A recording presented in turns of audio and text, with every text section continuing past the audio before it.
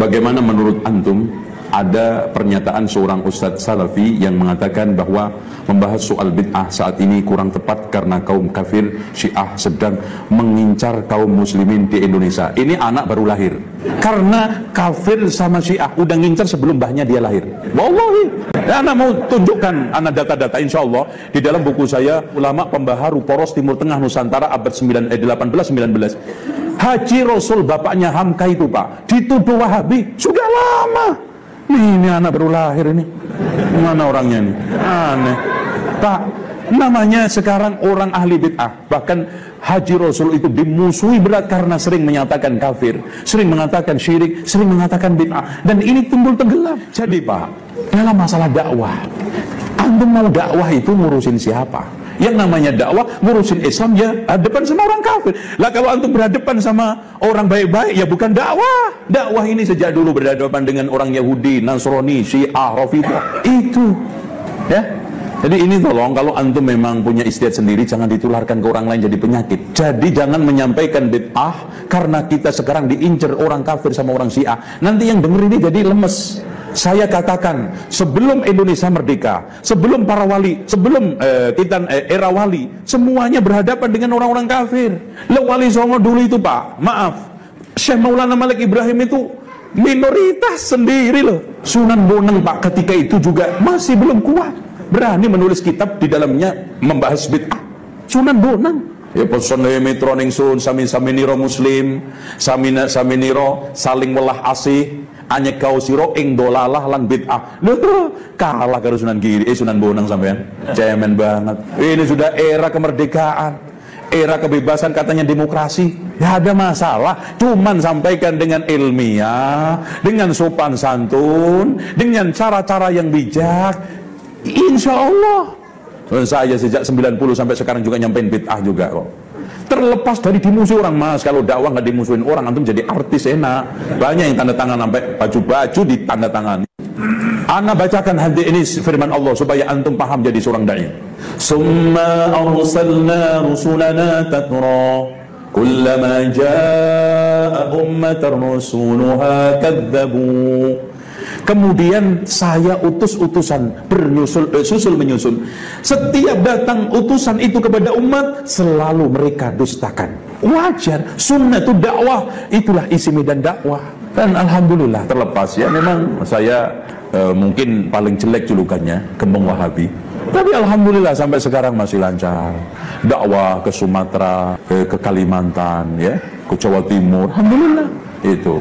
Dan teman-teman NU masih banyak kok. Ya kalau sekarang dia aneh-aneh ya ditelepon, Mas. Ya sesama sopir bis kota jangan begitulah. Beda aja. Wakil wali kota Batu itu kan satu kelas dulu di Tambak Beras. Ya telepon, kalau saya nggak boleh di sana tak telepon, Mas. Sampai ingat nggak dengan saya? Lah gitu. Saya sudah Wahabi. Kemarin di acara alumni Akbar di Tambak Beras itu saya jadi gosipan. Oh itu ada orang NU bisa ngisi di rojak ya? Oh sudah nggak NU itu, suara NU itu tadi Wahabi. Alhamdulillah tahu kan. Jadi katanya ada lulusan Tambak Beras kok iso ya ngisi dok tambak ini rojak. Ya. Jadi kita jalani hidup ini. Nah intinya hadepin jangan hindari, kerjai jangan dipikiri. Dakwah antum pikirin toh. Ya nggak jalan. Antum hindari kapan antum sekarang ini mendapatkan pengalaman di dakwah. Tentang masalah nggak boleh di sini, nggak boleh di sini. Mas, Nabi itu diusir-usir dan watak daripada dakwah. Saya juga. Saya mau diusir di masjid ini nggak ada masalah. Saya dakwah di mana aja mau. Dakwah di kuburan siap, dakwah di rel kereta siap. Yang penting di syuting. Bismillah ya. Jadi jangan sekarang lemas. Yang penting saya kasih faqula lahu qawlan layyina la'allahu yatadhakkaru aw yakhsha. Ucapan dengan ucapan yang lemah lembut, mudah-mudahan dia sadar. Yang penting sopan santun, ilmiah, dan kita tidak menghujat, kita tidak mencela satu orang pun kok.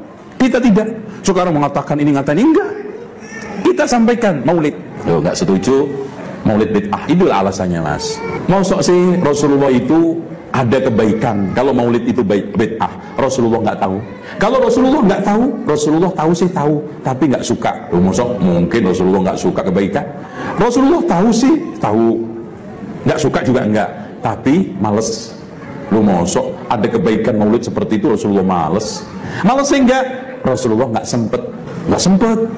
Rasulullah dulu sibuk terus mas mau maulidan itu nggak jadi-jadi, aneh. Wah, Rasulullah itu sebetulnya dulu mau tahlilan pak, tapi nggak sempet, aneh. Nggak tahu, nggak suka, males, nggak sempet, nggak mungkin. Terakhir yang kelima, Rasulullah SAW ada penghalang untuk melakukan maulidan. Penghalangnya apa?